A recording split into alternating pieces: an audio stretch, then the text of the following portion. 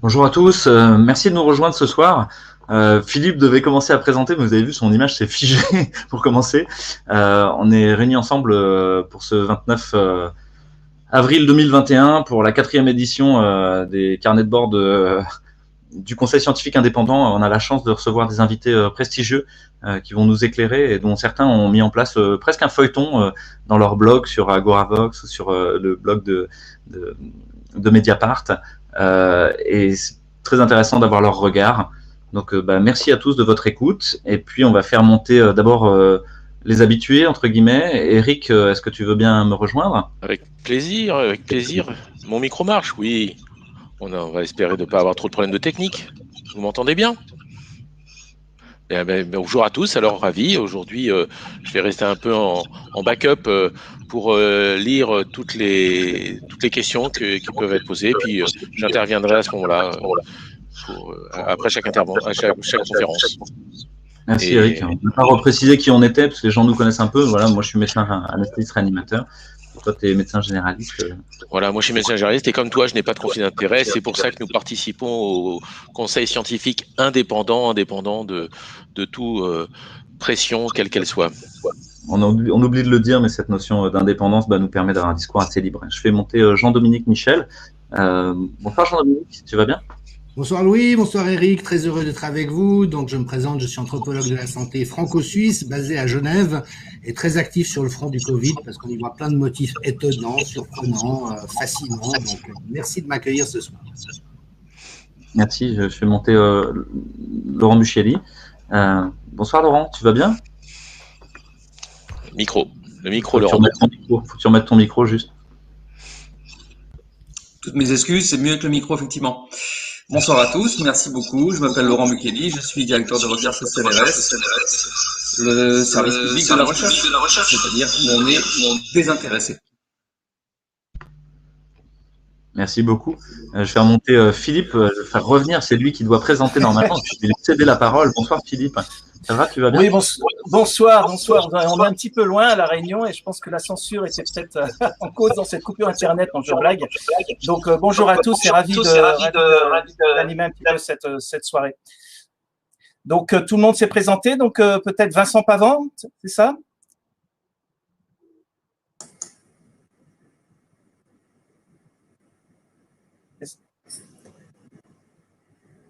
Allô? Oui. Oui, bonsoir, Vincent Pavant, donc enseignant-chercheur, mathématicien, bien sûr exempt de tout conflit d'intérêt et protégé dans le Code de l'éducation par l'article L141.6 voilà, du Code de l'éducation, et je suis avec Hélène Bagnon, voilà. Bonsoir, pharmacien biologiste sans lien d'intérêt non plus. Voilà. Bonsoir. Très bien. Donc, écoutez, ce que je vous propose, c'est que nous allons faire une soirée qui va durer à peu près 1h30, sans trop dépasser, et avec des topos qui vont durer 10-15 minutes, et qui certainement vont être une nouvelle fois vous passionner, nous passionner, avec un temps d'échange ensuite, et puis des échanges entre nous, et puis des échanges entre vous, les internautes, grâce au chat que vous pouvez alimenter.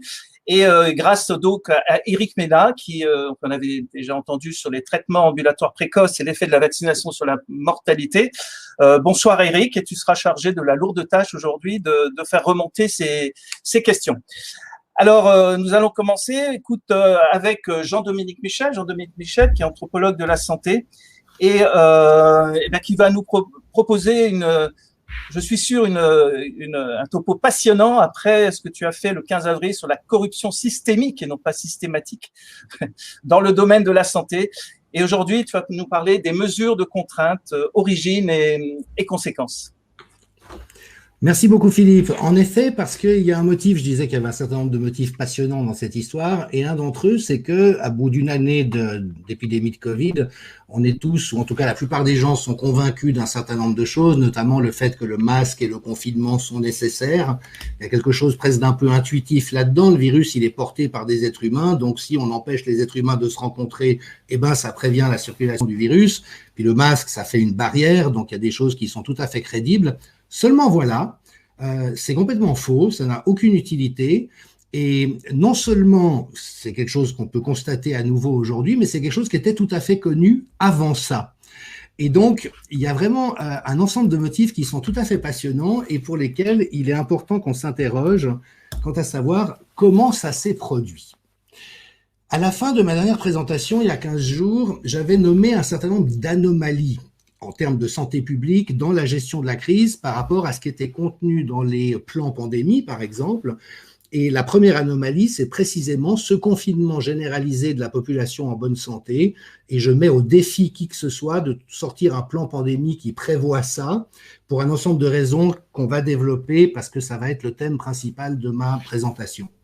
Cela dit, l'imposition du port du masque en population générale à des gens en bonne santé, c'est aussi une anomalie complète. Là encore, ça ne figure dans aucune recommandation, bonne pratique ou plan pandémie. On a vu aussi, bien sûr, la dramatique mise en échec du premier rideau de soins des médecins généralistes. C'est vraiment prévu comme étant le premier rideau pour faire face à une épidémie, qui s'est accompagné d'une mise en échec des options de traitement précoce tout à fait sidérantes. Et on a tous vu comment des traitements douteux et toxiques et inefficaces et très coûteux étaient en fait promus par les agences de santé, alors que les options bon marché et a priori efficaces qu'on avait sous la main étaient mises en échec. On n'a absolument pas adressé les questions de prévention et de promotion de la santé. Pourtant, il y a moyen de renforcer son immunité.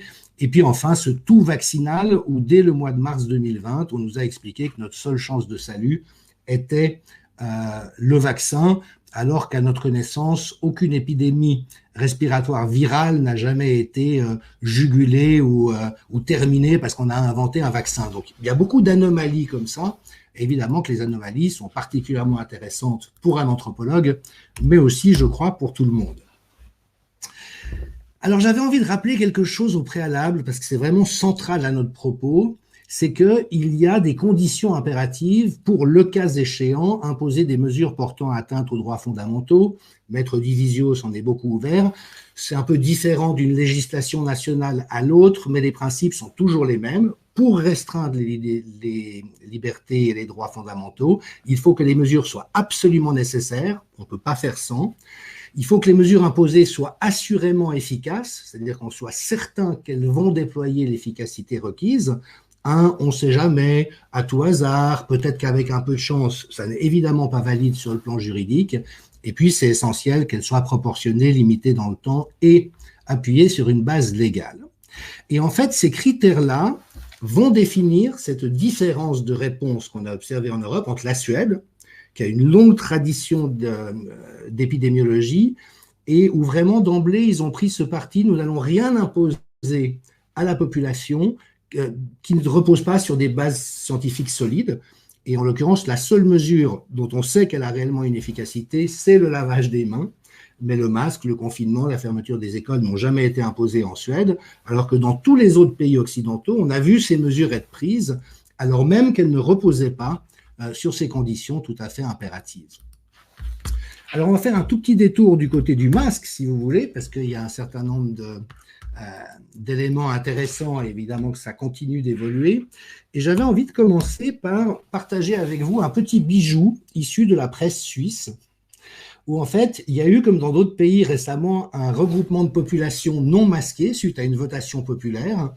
Et les gens ont fait la fête suite aux résultats pendant de nombreuses heures en étant agglutinés les uns avec les autres. Et puis exactement comme on l'a vu avec les carnavals de Marseille ou de Guadeloupe, ou à Berlin ou à Londres, ou à Bruxelles, il n'y a pas eu de contamination parce qu'on sait aujourd'hui que le plein air est une situation où le risque de contamination est très faible.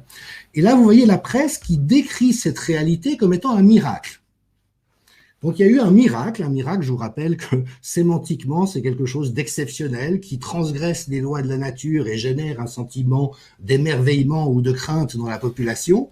Et donc, alors qu'on sait qu'il n'y a pas ou très peu de contamination dans ces cas-là, la presse suisse présente ça comme un miracle, ce qui est quand même assez infantile et particulier comme manière de faire. Et puis, vous voyez que l'OFSP, donc l'équivalent de la Haute Autorité de Santé, a décidé de ne pas enquêter en disant qu'au fond, ça serait très compliqué d'analyser cette situation sur la base d'un épisode survenu dans le passé. Donc, finalement, on ne va même pas chercher à savoir ce qui s'est passé. Donc, comme j'ai envie de dire, mise en valeur de la démarche scientifique, c'est quand même assez gratiné, mais c'est un bon exemple du type de propagande, mais aussi de rétrécissement de l'esprit auquel on est confronté aujourd'hui.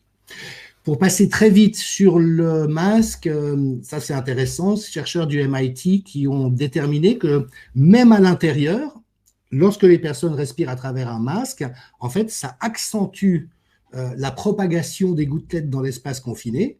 Donc, le risque de contamination est plus élevé lorsqu'on porte un masque dans un espace clos. La seule bonne mesure, semble-t-il, est celle d'une ventilation adéquate. Donc, masque inutile en intérieur, masque inutile en extérieur. Et puis, pour faire bonne mesure, bien sûr, le fait que le port du masque est nocif pour la santé. Donc là, vous voyez une étude qui vient de sortir et qui répertorie l'impact sur la montée du CO2, la chute de l'oxygène, des maux de tête, déficience respiratoire. Donc, en d'autres termes, on nous a imposé une mesure qui n'a aucune utilité ni en intérieur ni en extérieur et qui en plus est préjudiciable pour la santé. Donc si on compare ça aux critères juridiques nécessaires, on voit qu'on n'est pas exactement dans le cœur de cible. Maintenant, le gros de ma présentation ce soir portera sur la question du confinement. Et c'est absolument passionnant, en tout cas moi ça m'a passionné de le découvrir. Et je fais un petit retour en arrière avec une présentation d'un article paru dans France Culture. Alors, si vous regardez la date ici, on est le 4 mars 2000. Et vous voyez qu'on interroge Patrick Zilberman, professeur d'histoire de la santé à l'École des hautes études en santé publique, qui a pris connaissance du fait qu'on avait confiné la population à Wuhan. C'est la première citation ici. Et il dit, en France, aucune quarantaine, c'est comme ça qu'on appelait ça à l'époque, ne semble être au programme. Et il rappelle que la quarantaine n'est absolument pas une solution. Ça fait depuis 600 ans qu'on sait que ça n'est pas la bonne manière de procéder face à une épidémie respiratoire virale, que ça n'a pas les effets escomptés sur la propagation du virus. Là, un autre exemple, c'est dans la presse belge, c'est 2 mois plus tard, où le professeur Faure, aussi historien de la santé, dit à nouveau, nous avons eu recours à une mesure médiévale, c'est complètement dépassé. Pourquoi? Parce qu'on sait pertinemment, et c'est pour ça que cette mesure n'était prévue dans aucun plan pandémie, que le confinement ne permet pas de ralentir ou de juguler une épidémie, et qu'au contraire, il tend à produire une flambée de cas graves, tout en produisant des dommages collatéraux majeurs. Et je vous ai mis ici une étude sur laquelle le professeur Peter Gottsche, avec qui j'avais eu des échanges à ce moment-là, avait attiré mon attention. C'est un cas de figure très connu en épidémiologie infectieuse, où en fait on s'est aperçu, vous voyez, 1988, en Guinée-Bissau, que quand on confinait les gens dans des situations de rougeole, eh bien ça créait une surmortalité par surinfection, avec notamment ce constat que quand on confinait une personne porteuse du virus avec sa famille ou son entourage, les gens qui l'infectaient à son tour avaient un risque de mortalité 4 fois plus élevé que le primo-infecté. Donc là, il y a vraiment eu cette compréhension confirmée sur la base de tout ce qu'on savait avant. Il ne faut surtout pas confiner en cas de maladie infectieuse virale. Alors, comment est-ce qu'on en est arrivé là ? Comment est-ce qu'on est parti d'un concept, et d'ailleurs Didier Raoult et Christian Perron nous l'ont rappelé très vite, on ne confine pas parce que ça n'a pas d'utilité, ça crée des dégâts pires. Donc, quel a été le chemin pour passer de ce constat très largement partagé au fait que ce soit devenu une recommandation mondiale ? Alors, évidemment que c'est une histoire que je survole rapidement. Tout ce que je vous présente, ce sont des faits, c'est documenté. Il y a des interprétations qu'on peut faire, mais ça, c'est pas tellement mon domaine ou mon propos. Mais il y a un moment fondateur tout à fait intéressant qui remonte à novembre 2006. C'était juste après la grippe aviaire. Et en fait, le gouvernement de George Bush, le président américain de l'époque, avait commandité un certain nombre de recherches à des think tanks en santé. Et ça, c'est une étude fondatrice. Parce que c'est la première qui dit, dans un cas similaire, ça peut être une bonne idée de fermer les écoles et de confiner la population. Ce qui était vraiment une innovation. Alors, il faut savoir que Robert Glass, ça n'est pas un médecin, c'est un modélisateur. Laura Glass, que vous voyez à côté, c'est sa fille qui avait 14 ans à l'époque. Elle était au lycée, quand vous voyez Albuquerque Public High School, et c'est elle qui est arrivée avec un modèle mathématique où, en fait, l'idée est la suivante. Si une personne infecte 5 personnes, qui infecte 5 personnes, qui infecte 5 personnes, à quelle vitesse est-ce que ça se propage dans une ville? Et puis, si on ferme les écoles, en quoi est-ce que ça ralentit la propagation de l'épidémie? Alors, c'est très amusant parce que aucun des co-auteurs de l'étude n'est infectiologue ou épidémiologue. On a un oncologue, un urgentiste, mais qui ne connaît pas du tout les épidémies, un modélisateur et une gamine de 14 ans qui propose ce modèle, qui est vraiment une innovation. Et puis, ça fait quand même du foin, et notamment, ça fait réagir un des tout grands épidémiologistes, qui est M. Henderson, celui qui a contribué le plus au fait d'éradiquer la variole. Et lui réagit à l'article que je viens de vous présenter en disant « mais ça contredit tout ce qu'on sait être vrai ». Et il insiste, on est en 2006, en disant « il n'existe pas d'observations historiques qui soutiennent le confinement. Les conséquences négatives sont si extrêmes, tout ce que ça provoque comme dégâts, que cette mesure d'atténuation devrait être éliminée de toute considération sérieuse. La restriction des voyages, c'est inefficace. La suppression des manifestations publiques, la fermeture des commerces et des restaurants, c'est complètement inefficace. Donc, c'est une voie à ne absolument pas suivre. Et dans la conclusion, Henderson et ses collègues indiquent le plus clairement possible, l'expérience a montré que les communautés confrontées à des épidémies réagissent mieux et avec moins d'anxiété lorsque le fonctionnement social normal de la communauté est le moins perturbé possible. Donc, réponse suédoise. Et il souligne qu'une gouvernance politique est faite pour rassurer et garantir que les services de soins médicaux nécessaires soient fournis. Et écoutez cette conclusion visionnaire, on est en 2006, si l'un ou l'autre n'est pas optimal, une épidémie gérable peut se transformer en catastrophe. Donc ça, c'est l'état de la science en 2006, c'est évidemment toujours vrai aujourd'hui. Et puis, je vous apprendrai rien, pour tous les gens qui se sont un peu renseignés par eux-mêmes, sur le fait que ça a été confirmé depuis. Donc là, je remets l'étude de Ioannidis Bhattacharya et al. Qui montre qu'il n'y a pas d'avantage significatif avec des mesures restrictives, qu'on peut obtenir les mêmes effets sans passer par là. Et puis, comme on tend encore à faire croire que la science est pour les confinements, sauf quelques dissidents, et vous voyez ici, vous avez les trois fameux épidémiologistes de Stanford, Harvard et Oxford qui ont lancé The Great Barrington Declaration, signé par 42 000 médecins, 14 000 scientifiques, pratiquement 800 000 citoyens, disant il ne faut absolument pas faire ça. Et puis ici, en bas à droite, c'est le directeur du Centre d'Evidence-Based Medicine d'Oxford et le vice-recteur qui ont aussi pris position en disant mais on a vraiment pris des décisions qui étaient extrêmement mauvaises. Donc vous voyez qu'en fait, contrairement à ce qu'on nous fait croire, tous les connaisseurs sont conscients du fait que ce sont des mesures qui sont dangereuses et inutiles. Par contre, on a une petite caste de gens qui sont les porte-paroles officiels de ce que Laurent Mukiele va développer après, c'est-à-dire la doxa, qui, eux, prétendent l'inverse. Alors, tout ceci soulève évidemment une série de questions passionnantes. Alors, je ne vais pas les épuiser dans le peu de temps qui m'est imparti, mais pour vous la faire au pas de course, il y a un motif extrêmement intéressant qui est que au fond, cette proposition fausse est restée marginale pendant un certain temps, mais a commencé à avoir du succès auprès des modélisateurs. Et on a vu notamment autour des controverses autour de l'hydroxychloroquine qu'il y a vraiment deux pôles dans la médecine aujourd'hui, pour résumer de manière un peu grossière. Un pôle clinicien où l'essentiel c'est de soigner les gens avec tout ce qu'on a sous la main pour autant que ça leur soit utile. Et puis un pôle méthodologiste, modélisateur, scientiste qui lui dit, tant qu'on n'a pas de statistiques et des méthodes evidence-based, ma foi, il faut s'abstenir même de toute démarche d'aide. Et en fait, ce courant a travaillé au cours du temps, mais, et là je vous lis vraiment l'essentiel, en ce qui concerne l'épidémie de Covid, on a un point de départ qui est, comme je vous le disais, que les plans pandémie ne prévoient pas de confinement. Là, je vous ai mis celui du CDC, qui est donc l'INSERM américain, et vous voyez, 2017 recommande l'isolement volontaire des personnes malades à domicile. On pourrait recommander une mise en quarantaine volontaire. On ne prévoit rien d'autre. Lorsque l'épidémie se déclenche en Chine, le Parti communiste chinois, lui, verrouille 11 millions de personnes, totalement en transgression de toutes les bonnes pratiques. Et là, vous voyez que la première réaction de l'OMS, c'est du verbatim, c'est tenter de contenir une ville de 11 millions d'habitants, c'est une nouveauté scientifique, c'est sans précédent dans l'histoire de la santé publique. Donc, au moins, ils ont l'honnêteté de remarquer que c'est une singularité.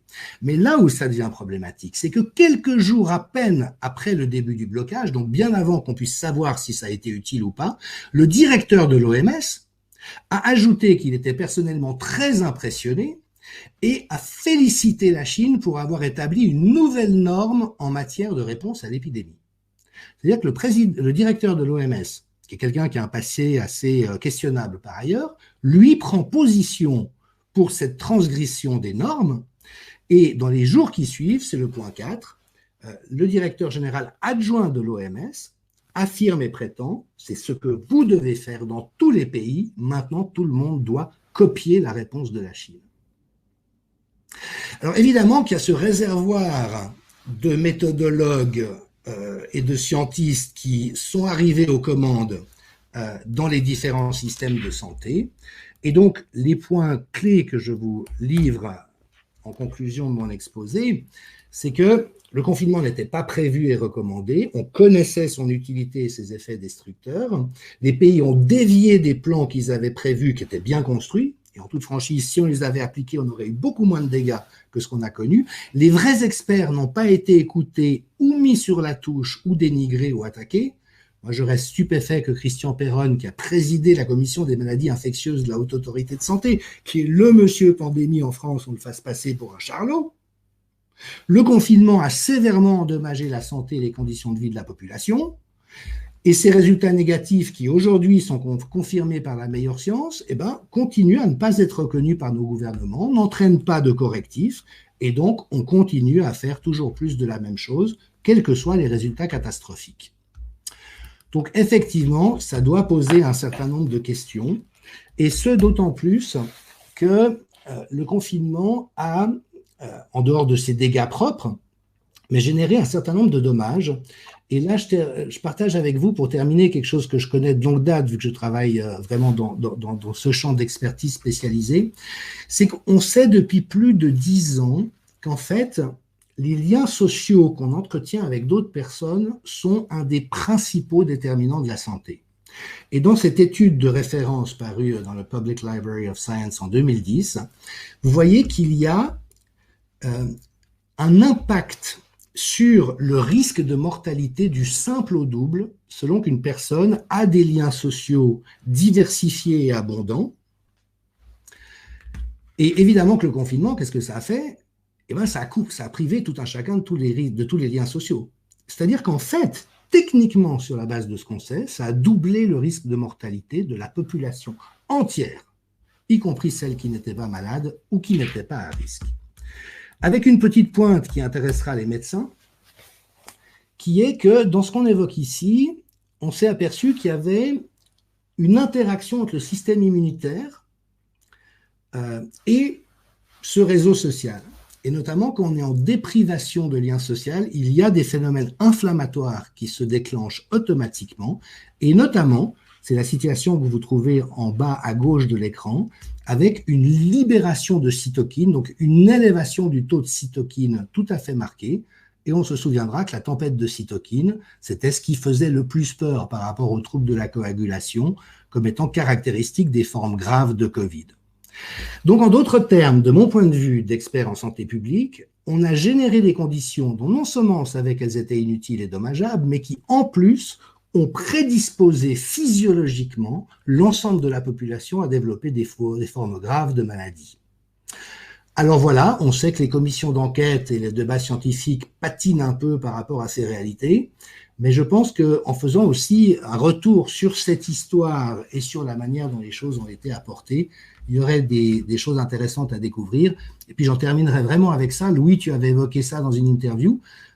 La recommandation d'intuber systématiquement d'emblée les gens qui arrivaient en décompensation à l'hôpital, c'est aussi une directive qui vient du Parti communiste chinois, colportée par l'OMS, reprise par des pontes à Paris. Donc on voit qu'il y a un ensemble de réponses sanitaires aberrantes qui ont causé des destructions majeures et qui se sont imposées de cette manière. Donc réflexion à poursuivre. Je vous remercie.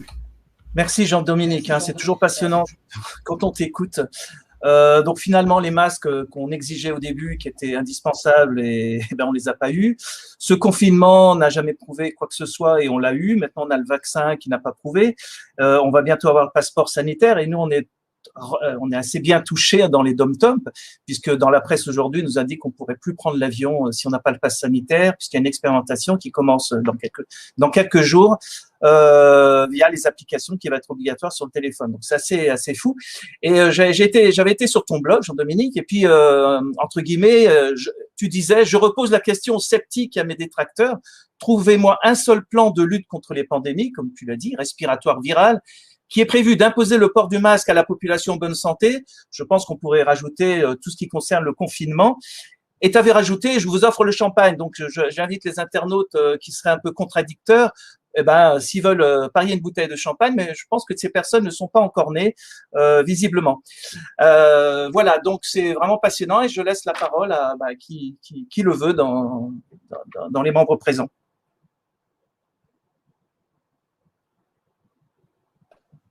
Alors, si personne ne la prend, moi, je vais vous faire quelques petits commentaires des internautes, parce que évidemment, cette conférence a été largement appréciée. D'ailleurs, pour se passer un peu de pommade, ça fait du bien aussi. Certains commentaires. Jean-Dominique Michel, agréable à écouter, car il défend la liberté. Un autre internaute, limpide comme toujours. Voilà. Et apparemment, un nouveau internaute qui n'avait pas dû venir les précédentes fois, nous dit « Elle est super cette chaîne ». Alors, on est très content que vous trouviez ça super. Bon, il y a des commentaires intéressants, mais ce sont surtout des félicitations. Il y a quand même une question que je vais prendre pour moi. Faut-il mettre de l'huile essentielle de laurier sur un masque, nous demande Valou. Je pense que c'est pas une bonne idée. Les huiles essentielles en contact avec la peau toute la journée, ça peut donner des dermatoses. On a vu que si le masque n'est pas très efficace, c'est pas très intéressant de rajouter des huiles essentielles dessus. Alors peut-être que si vous êtes fragile et si vous prenez le métro ou le bus dans des foules très serrées, peut-être que rajouter du Ravinsara ou du laurier sur le masque pendant 1 heure, mais il faudrait enlever le masque et changer de masque dès qu'on arrive au bureau, par exemple. Donc, je suis pas sûr que ce soit une bonne idée. Nous en parlerons certainement plus tard, mais il y a plusieurs questions sur l'Inde et la situation, mais on va attendre les prochaines conférences. Et puis, Christine nous dit une chose très intéressante sur le masque et qui est, je crois, très importante, qu'il y a un problème de pollution aussi avec ces masques qu'on trouve un peu partout maintenant.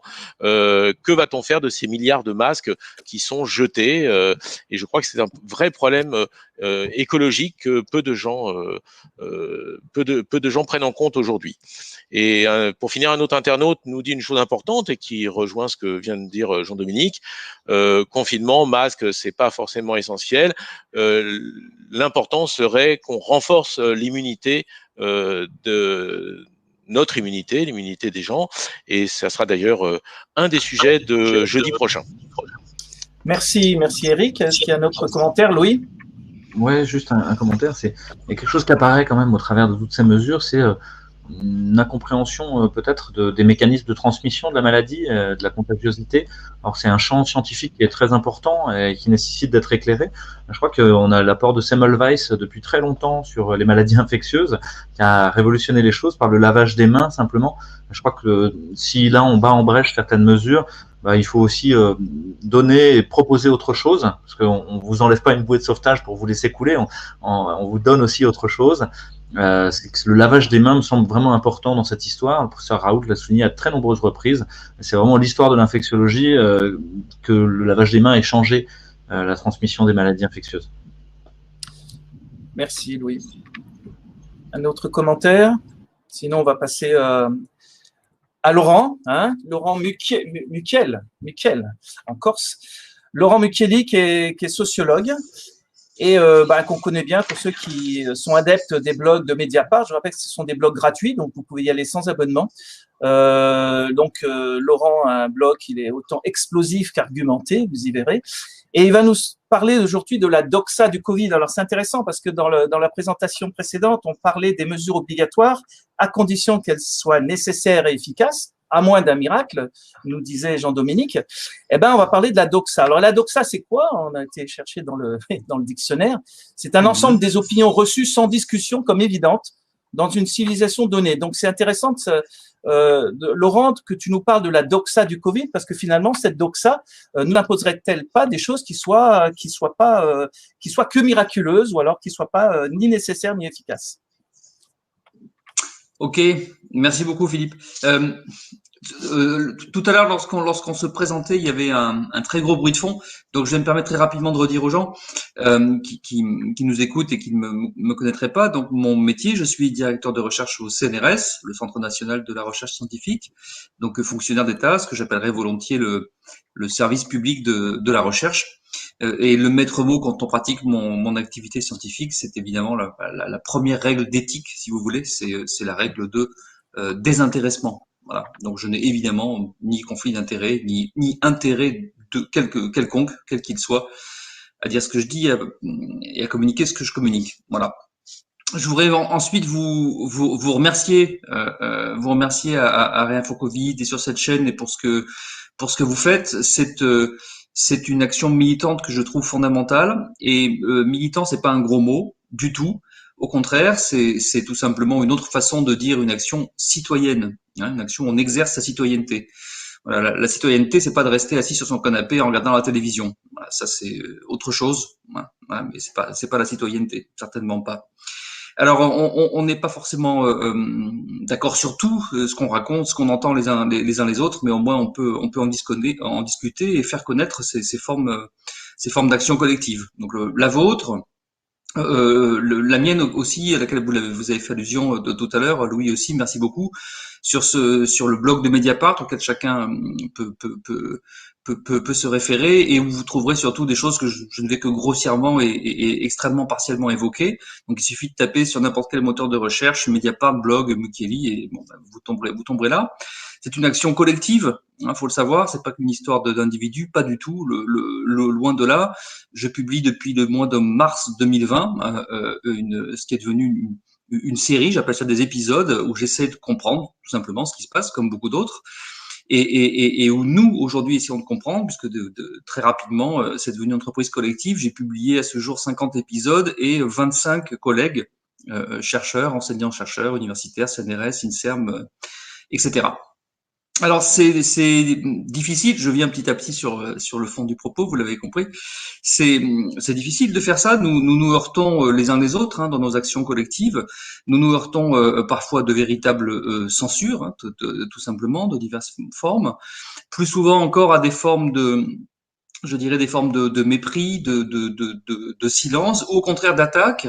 Et ce qui caractérise ces attaques, c'est qu'elles sont elle cherche pas à discuter les idées qui sont présentées, mais elle cherche à discréditer en réalité ces idées, principalement en essayant de discréditer les personnes qui portent ces idées. Voilà. Et je trouve que c'est intéressant sociologiquement, cette caractéristique au fond du fonctionnement du débat public actuel, c'est-à-dire qu'au fond, à l'heure de la science, on ne parle que de ça, à l'heure d'Internet, à l'heure de l'open data, bref, des technologies incroyables et les plus poussées qui soient, donc au fond de ce qui pourrait paraître une espèce de rationalité hyper objective, etc. En réalité, à l'heure de tout ça, nous fonctionnons plus que jamais, ou en tout cas comme d'habitude, principalement en réalité avec nos émotions. C'est tout à fait fascinant d'observer ça. Il s'agisse de l'émotion de la peur, qui joue évidemment un très grand rôle dans beaucoup de choses, beaucoup de relations qui se passent, mais l'émotion que sont aussi, en tout cas, deux émotions sociales typiques, hein, qui sont les phénomènes d'amour ou de haine des personnes, ou bien d'amour ou de haine des idéologies, hein, c'est-à-dire des idées qui ont le plus d'ampleur, le plus de profondeur, que ce soit des idéologies politiques, religieuses, bon, etc.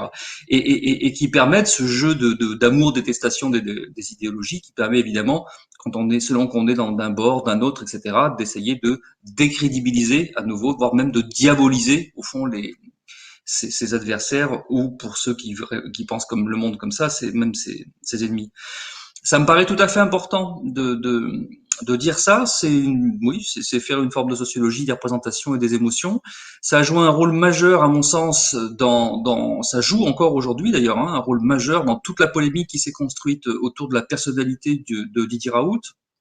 Ça joue un rôle tout à fait majeur, encore une fois, ces émotions, la personne et les idéologies, puisque comme vous l'avez peut-être remarqué, beaucoup d'arguments en réalité relèvent de cette diabolisation idéologique et consistent en particulier pour les élites qui sont politiquement très majoritairement, on va dire, de centre droit ou de centre gauche, quelque part comme ça, hein, politiquement, et pour qui l'argument consistant à dire attention, telle personne ou telle idée est en fait cache en fait un groupe d'extrême droite et est un argument tout à fait majeur dans cette lutte émotionnelle de type idéologique. Donc ça joue un rôle tout à fait clair concernant la polémique autour de Didier Raoult, mais ça joue un rôle de manière générale. Je vous donne un dernier petit exemple très concret qui relève de l'observation sociologique. Parmi les actions collectives qu'on voit fleurir ces derniers mois, il y a celles que vous avez forcément déjà rencontrées, ces groupes qu'on appelle les masques blancs. Et donc on a vu dans plusieurs villes européennes développer des formes d'action qui sont en même temps artistiques, qui consistent en des défilés, des gens. Bon, bref, vous voyez de quoi il s'agit. Sinon, les gens qui nous écoutent, là aussi, chercheront rapidement sur Internet et trouveront. Eh bien, c'est tout à fait frappant quand on lit les articles de presse, les rares articles qui sont consacrés à ça, puisqu'en réalité, il y a évidemment beaucoup de choses qui se passent dans la société qui ne sont pas relayées ou très peu par les médias lorsqu'elles sont des actions de type un peu contestatrice. Et celle-ci en est une. Et dans les rares articles qui en parlent, on trouve très rapidement cet argument que on soupçonne derrière des groupes, des activistes d'extrême droite. Ben, moi, je veux dire une chose très simple, c'est que j'invite toutes les personnes qui prétendent parler de ça comme d'autres choses, mais en l'occurrence prétendent parler de ça, à aller vérifier dans la réalité, dans la vraie vie, la vraie vie n'étant pas de copier-coller et de regarder son ordinateur. La vraie vie, c'est ce qui se passe dans la rue, dans les maisons, ouais, c'est ça la vraie vie, c'est pas l'ordinateur. Moi, je l'ai faite dans la ville où je réside actuellement. Depuis 2-3 semaines, je me suis rapproché de ce groupe local qui existe et qui fait des manifestations dans la rue, et je suis allé les rencontrer, discuter, interviewer, etc. Et je me suis aperçu que la quasi-totalité des membres de ce groupe dans une ville moyenne, on va dire, pour ne pas nommer les personnes ou les lieux, la quasi-totalité des membres de ce groupe ne sont absolument pas des militants d'extrême droite, ce sont des militants écologistes, plus ou moins radicaux. Voilà. Donc, pas du tout ce qui est renvoyé comme forme. Voilà. Je veux dire ça, c'est déjà faire un peu de sociologie, en réalité, que d'essayer d'analyser la façon dont est structuré le débat public sur la crise sanitaire que nous vivons depuis plus d'un an maintenant, depuis plus de 14 mois maintenant.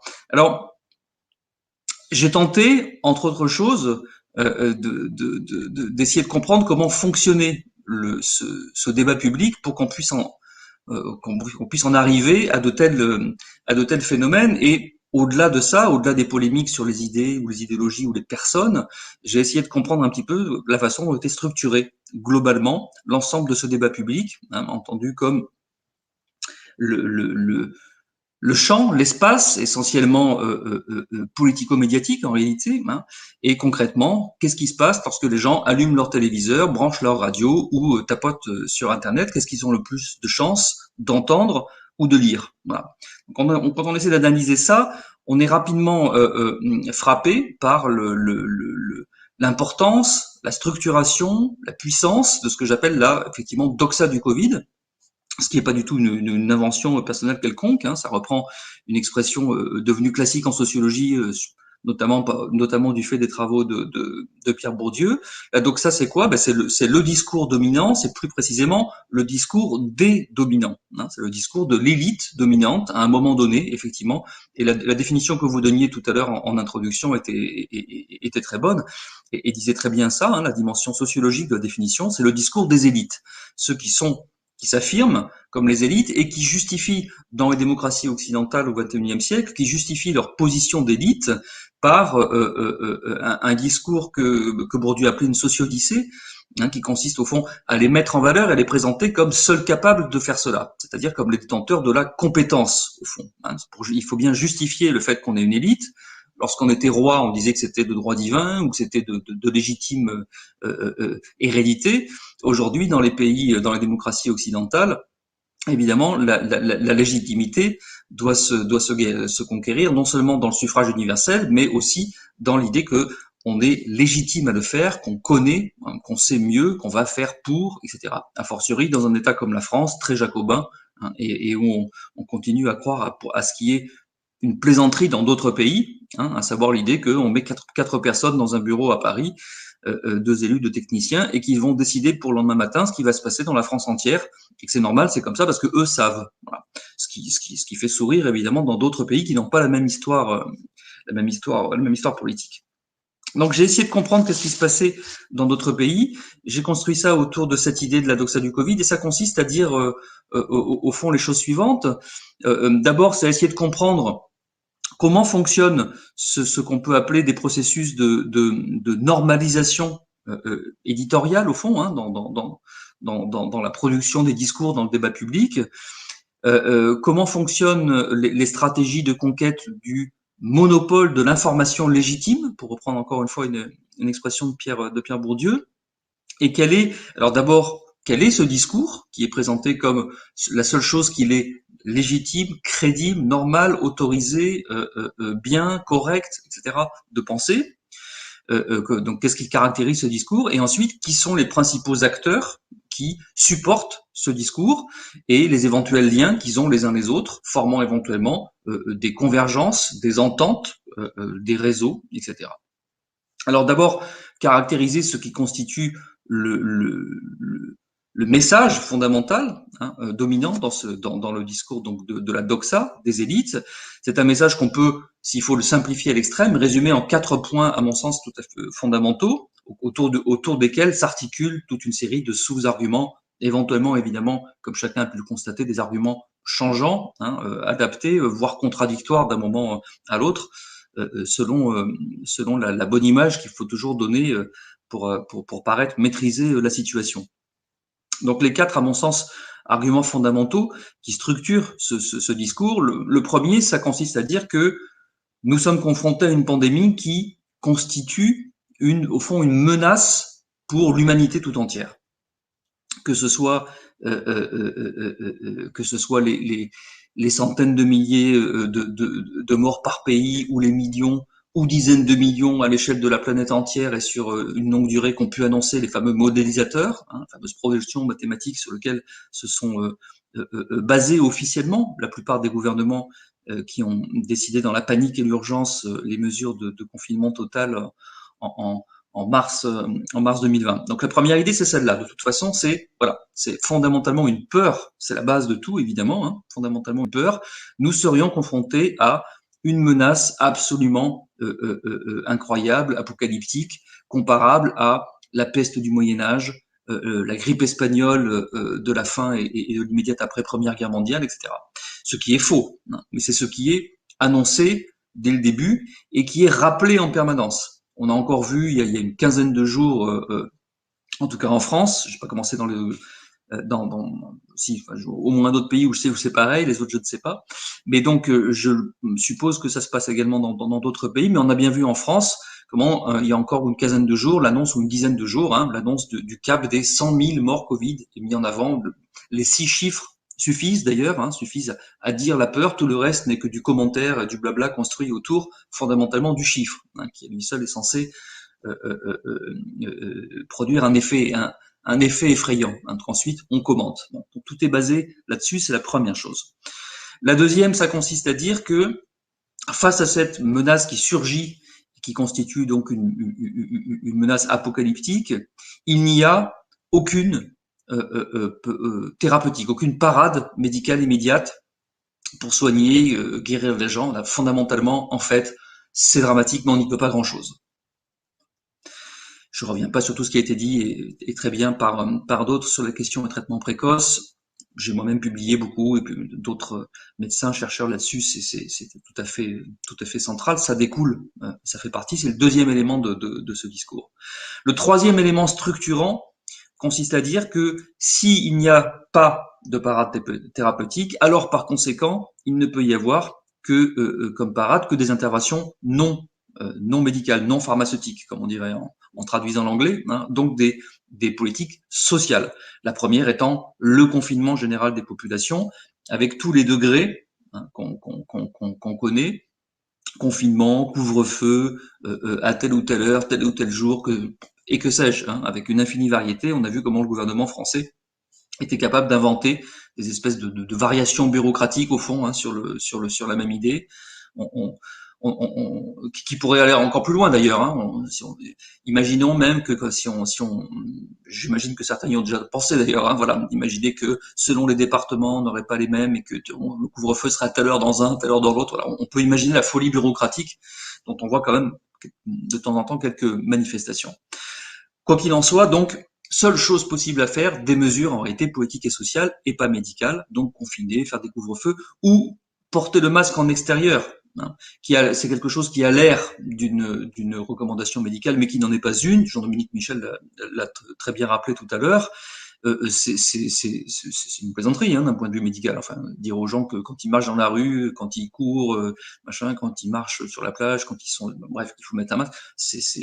Ça n'a pas de sens en réalité. Par contre, ça a un sens social. Hein, c'est-à-dire pour un anthropologue, pour un ethnologue ou un sociologue, qui regarderait avec distance hein, les humains d'une société faire ça, il se dirait tout de suite, bah oui, donc manifestement ça n'a aucun intérêt médical, mais on voit bien que ça a une fonction sociale hein, diverse. On voit que pour certains, c'est l'affirmation d'une forme de citoyenneté. Je suis un bon citoyen, je mets un masque. Pour ceux qui pensent comme moi, comme vous, que ça n'a pas de sens, du coup, c'est en réalité en termes sociologiques, une forme de soumission, hein, de conformisme et de soumission à une norme. On voit bien pour certains, les gens qui sont les plus apeurés, au fond, que c'est presque une sorte de talisman, on pourrait dire, hein, voilà, au sens classique hein, de l'anthropologie, hein, un objet doté de pouvoir magique, en l'occurrence du pouvoir magique de vous protéger. Bon. Donc ça, c'était le troisième élément. Et le quatrième élément, c'est la fin de l'histoire, au fond, hein, selon cette vision du monde, consistant à dire, il ne peut y avoir d'issue à tout cela, de délivrance finale, que par une vaccination générale. Voilà la structure, à mon sens, telle que j'en suis aujourd'hui, en tout cas de ma réflexion, la structure fondamentale de la doxa. Hein. Donc, je répète, pour résumer, une menace sur l'humanité entière, apocalyptique, dramatique, etc., inédite, complet. 2, une absence de toute parade, on ne peut rien faire, ou tout ce qu'on croyait ne marche pas, ou si tant est qu'on soit allé voir. Donc 2, on ne peut rien faire. 3, la seule chose à faire, c'est par conséquent de tous s'enfermer chez soi. Et 4, nous ne pourrons sortir, au fond, hein, du lit sous lequel nous sommes cachés, que le jour où le vaccin, enfin, nous délivrera. On a presque envie de dire Alléluia, parce qu'il y a évidemment quelque chose une forme de récit hein, qui n'est pas sans avoir une certaine dimension quasi religieuse là-dedans. Alors, la question qu'on se pose ensuite, c'est évidemment comment ce discours peut-il être à ce point dominant, structurant? Comment parvient-il à s'imposer comme la seule façon légitime de penser ce qui nous arrive? Voilà, de comprendre le monde dans lequel nous sommes et la crise dans laquelle nous sommes plongés. Comment se fait-il que ce soit la seule façon légitime de penser et que donc toutes les tentatives autres soient systématiquement décrédibilisées, hein, contestées, rejetées, méprisées, etc., agressées, bon, et rejetées globalement dans la nébuleuse du complotisme, une espèce de magma tout à fait indéfini, où les pires, les plus, voilà, tout ce qui peut être dévalorisé comme stupide, idiot. Voilà. Alors, de fait, il me semble que de même qu'il y a 4, j'ai pas fait exprès, hein, j'ai pas de fixation sur le chiffre 4, de même qu'il y a 4, à mon sens, facteurs structurants du discours, il y a également 4 ensembles d'acteurs qui concourent à la production et à la domination de ce discours, qui sont pas forcément des acteurs totalement articulés et cohérents entre eux, mais qui ont des alliances de faits, des articulations de faits, voire dans certains cas, hein, une série de liens, par exemple financiers, mais pas que. Ces 4 acteurs sont, à mon sens, les suivants. Le premier, c'est le tandem, désormais indissociable, que forme l'Organisation mondiale de la santé, l'OMS, et la fondation Bill et Melinda Gates. La première fois que j'ai entendu quelqu'un suggérer ça, c'était donc il y a plus d'1 an, je me suis dit, tiens, ça c'est vraiment un truc de complotiste typique, quoi. Hein, il y a un grand Manitou derrière Bill Gates qui a tout arrangé, machin. Voilà. Dit comme ça, c'est effectivement une idée un peu bébête. Par contre, c'est une question qui méritait tout à fait d'être prise au sérieux, et chacun pourra faire ce que moi j'ai fait, qui est très simple, hein, et qui pour le coup se fait assis sur son canapé devant son ordinateur, hein, juste en en prenant un peu de temps et en posant quelques questions. En l'occurrence, tout simplement en allant regarder qui sont les financeurs de l'Organisation mondiale de la santé. Et moi, j'en étais resté à l'idée que j'avais il y a déjà de nombreuses années, consistant à penser que c'était les États, les principaux États les plus riches, en fonction de leur richesse ou de leur mode politique, qui contribuaient au budget d'une organisation internationale mise en place dans l'intérêt de tous, comme il y a d'autres organisations internationales, l'ONU, etc. Oui, c'était certainement ce qui était vrai lorsque je faisais mes études à l'université, mais ça fait quand même quelques années déjà que ce n'est plus vrai. Et quand on regarde les choses de près, on s'aperçoit que la fondation Bill Gates et les autres fondations dont elle est le principal financeur, par exemple l'Alliance pour la vaccination mondiale, sont en réalité, ces toutes dernières années, devenus le premier financeur de l'OMS. Ce sont des choses que nous ne pouvons pas ne pas penser. D'abord ne pas savoir et ensuite ne pas penser. Voilà. Ça n'est pas insignifiant, ça a forcément des conséquences. Donc ça, c'est la première chose. Il y a quelque chose là qu'il nous faut interroger. Il y a un premier type d'acteur qui a évidemment beaucoup diffusé, propagé la vision du monde, la doxa, que nous avons décrite précédemment. Ensuite, il y a un second ensemble d'acteurs qui sont les exécutifs des pays occidentaux, les gouvernements actuels des pays occidentaux, gouvernements type libéraux avec des degrés divers, et qui ont réagi dans un processus de grande imitation mutuelle. La raison principale pour laquelle la France confine je sais plus, le 17 mars 2020, je crois, de mémoire, c'est bien sûr de la panique, c'est bien sûr des formes d'incompétence, de l'ignorance de tout ce qui avait été déjà prévu, etc. Mais c'est aussi beaucoup des processus d'imitation, en fait, des autres pays. L'Espagne confine, l'Italie confine, et quelques jours après la France, tout le monde embrayant sur ce qu'on pense être le modèle chinois. C'en est un, mais c'est pas le seul en Chine même. Donc il y a une latitude des gouvernements et les acteurs que sont ces gouvernements qui par ailleurs très rapidement sont confrontés aussi à des enjeux qui sont les leurs, leurs enjeux électoraux, le fait que plus le temps passe et plus évidemment il devient difficile de reconnaître des erreurs fondamentales. On veut fondamentalement se justifier, dire qu'on avait bien raison, qu'on a raison de faire ce qu'on fait et qu'on a bien raison de continuer à le faire. Donc il y a là des logiques proprement politiques. Il y a un troisième ensemble d'acteurs qui sont les médias dans leur grande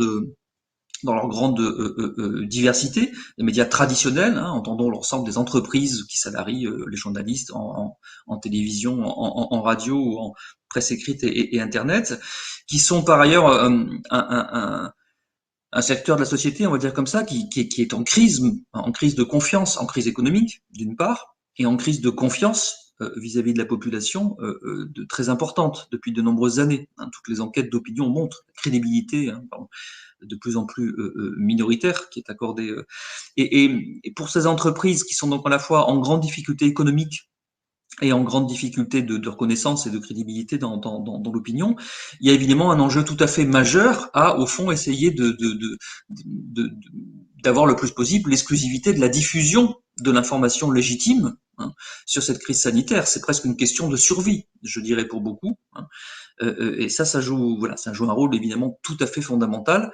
Et ce à quoi on assiste, à mon sens, est l'apogée d'une crise qu'il va falloir débriefer au fond après, mais qui va forcément laisser des traces très profondes, parce que le fait que les journalistes se soient au fond eux-mêmes tous alignés sur cette doxa, voire même se soient mués en protecteur, en gardien, en chien de garde, dirait Serge Alimi, directeur du monde diplomatique, c'est tout à fait frappant. Le fait qu'on abandonne la neutralité, qu'on ne cherche pas à organiser la discussion contradictoire, etc.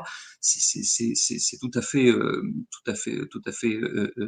étonnant et dramatique ce qui est en train de se passer. Je pense que dans les années qui viennent, ça va provoquer quand même quelques crises importantes.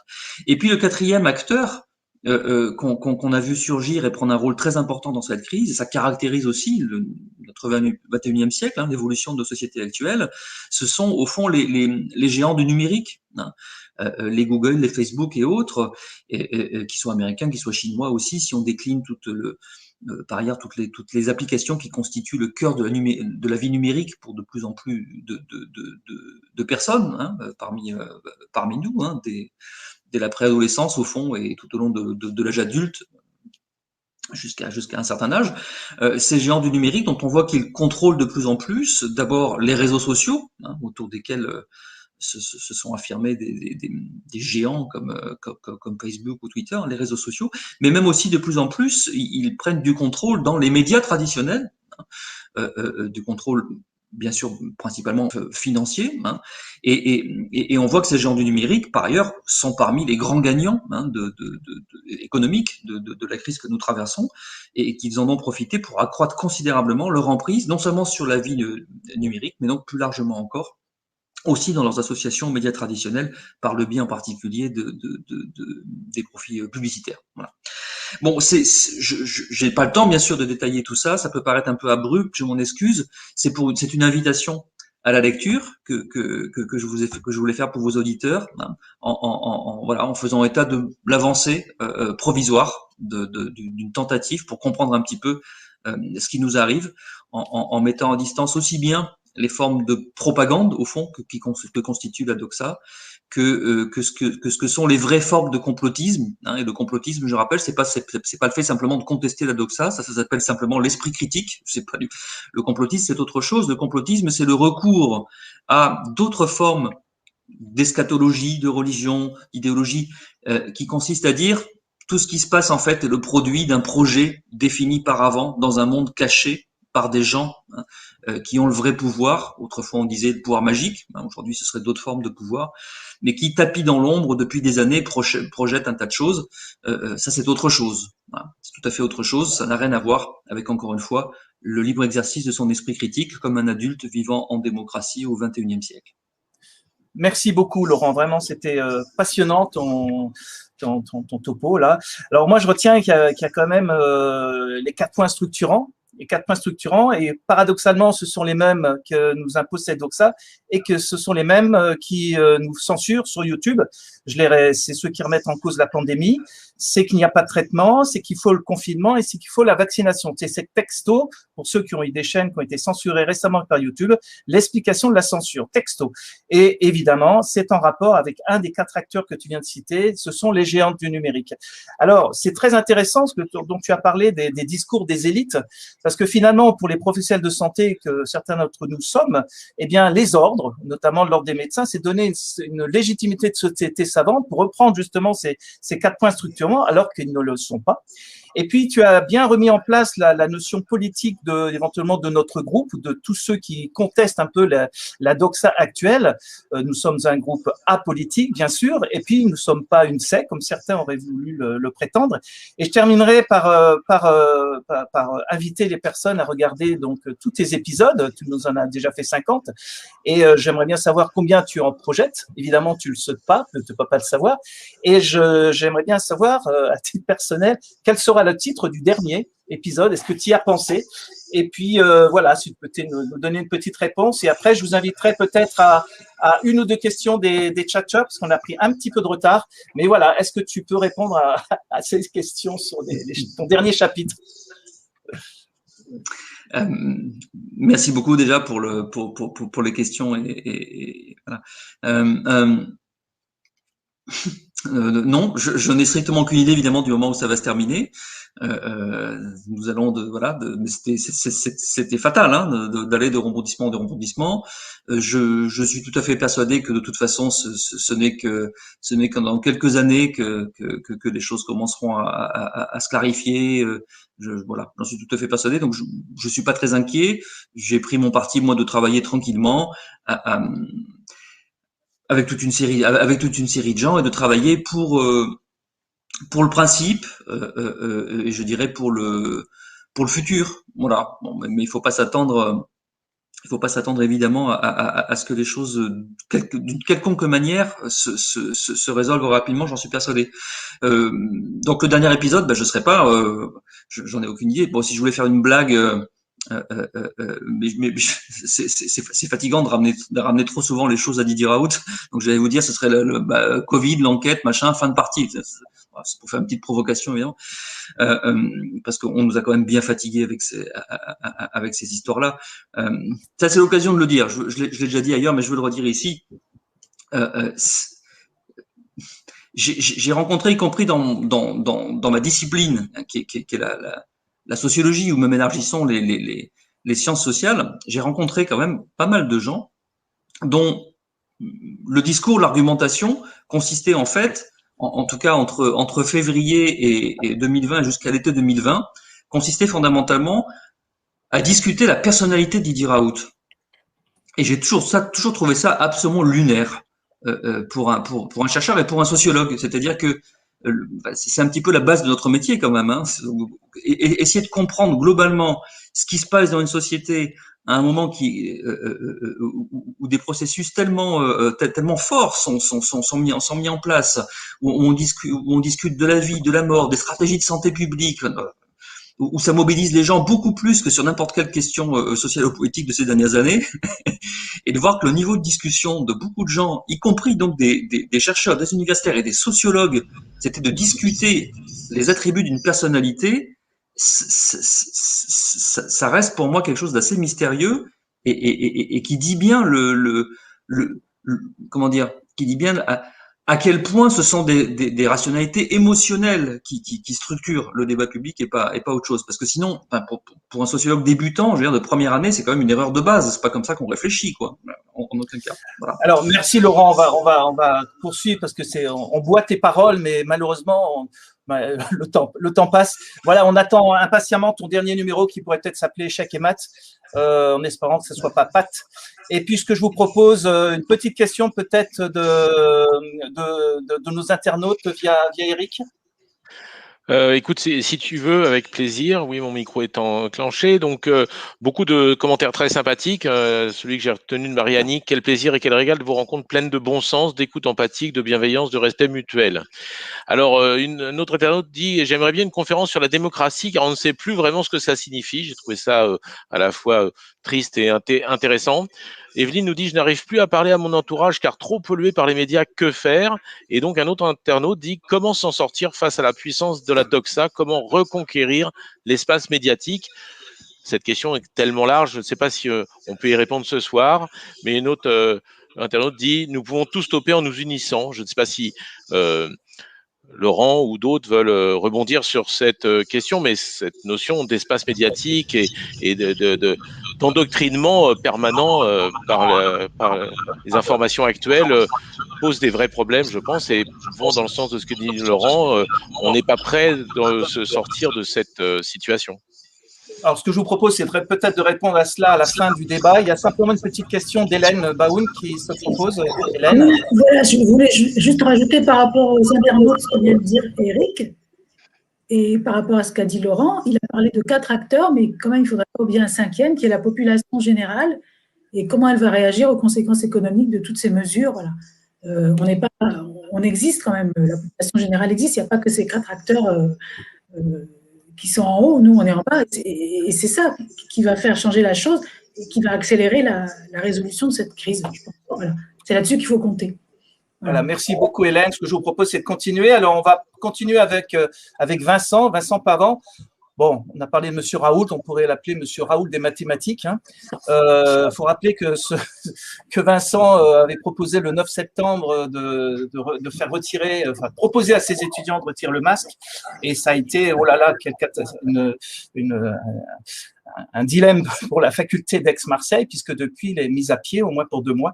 Voilà, donc voilà, c'est un peu notre Raoult des mathématiques. Et tu vas nous parler des confinements qui auraient accéléré la propagation de l'épidémie.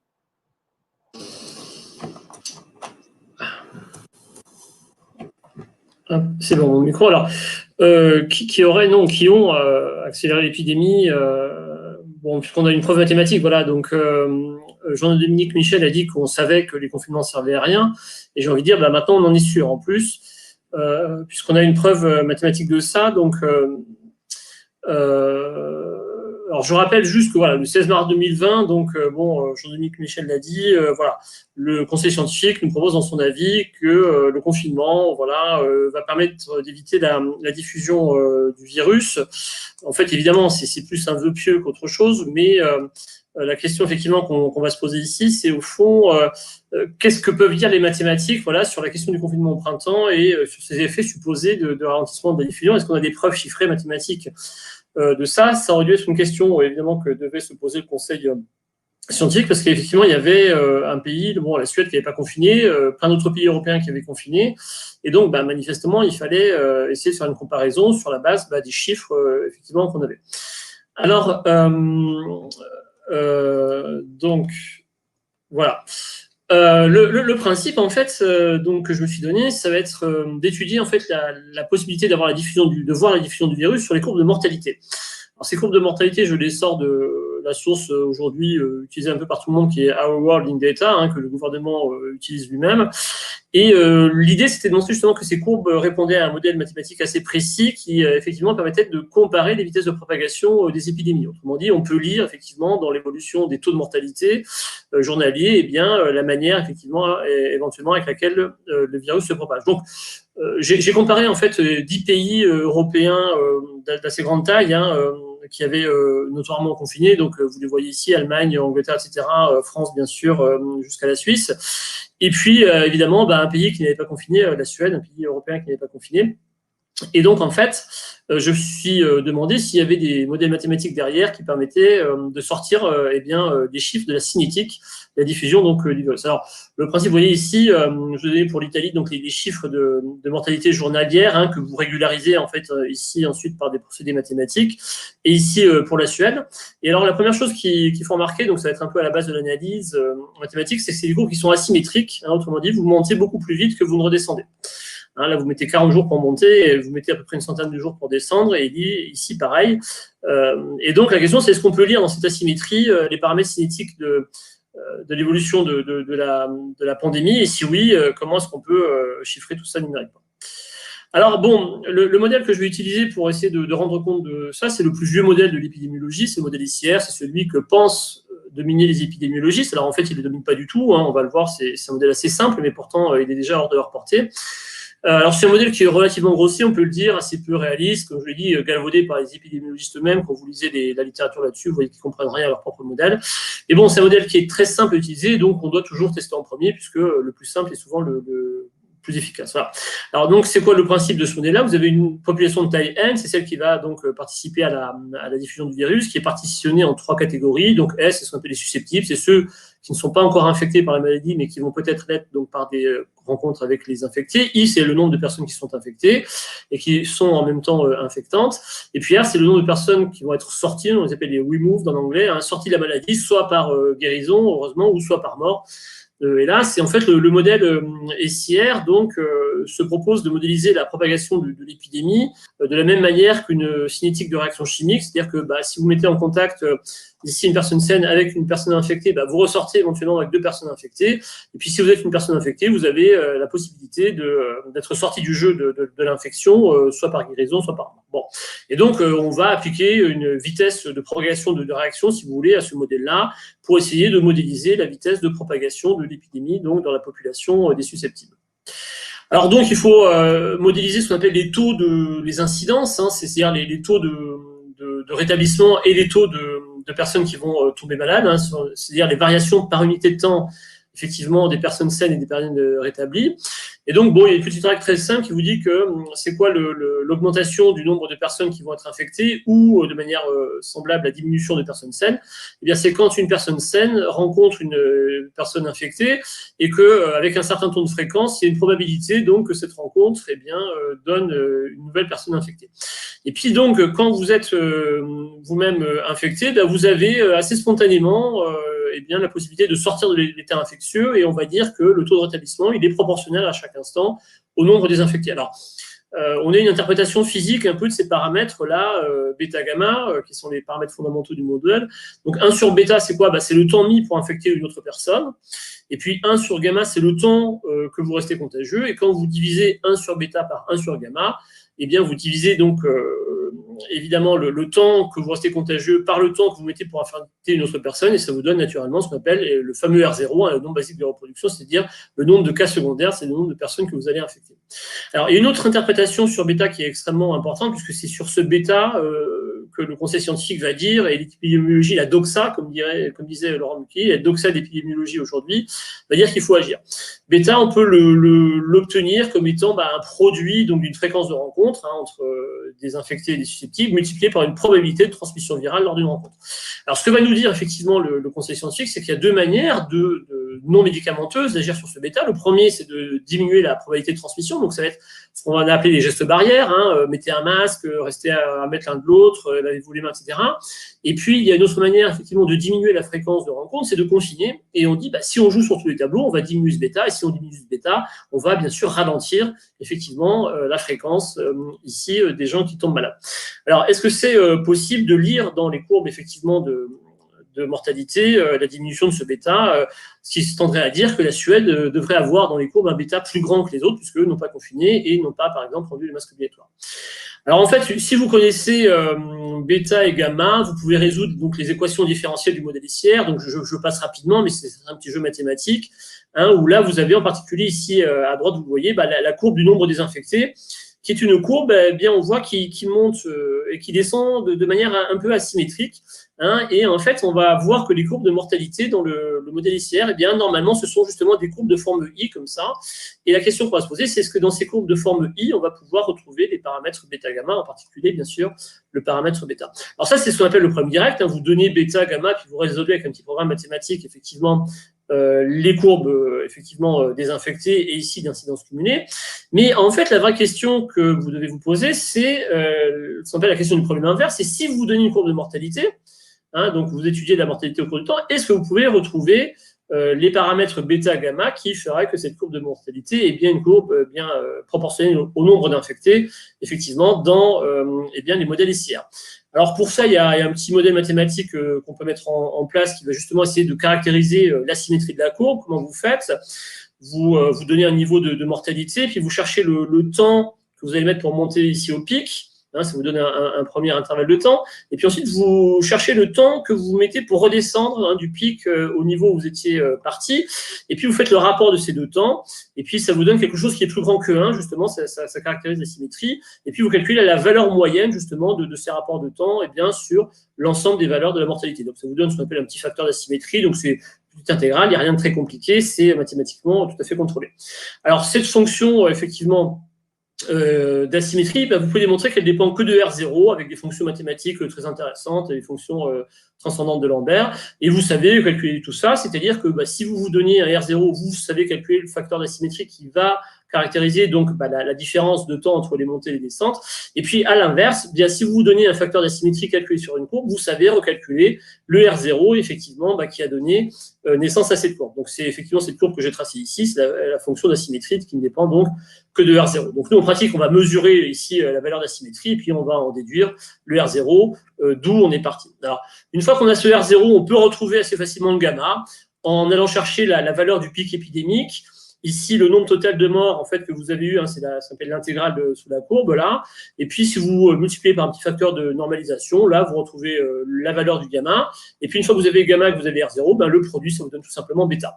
Alors, si vous appliquez votre petite méthode là sur une courbe que vous avez tracée vous-même, vous voyez qu'en partant de paramètres ici que vous êtes fixés, vous les retrouvez exactement par votre méthode. Alors, cette méthode, c'est un petit peu une tricherie ici parce que vous partez de courbes parfaitement maîtrisées, complètement claires, sans bruit gaussien ou sans bruit, effectivement, voilà.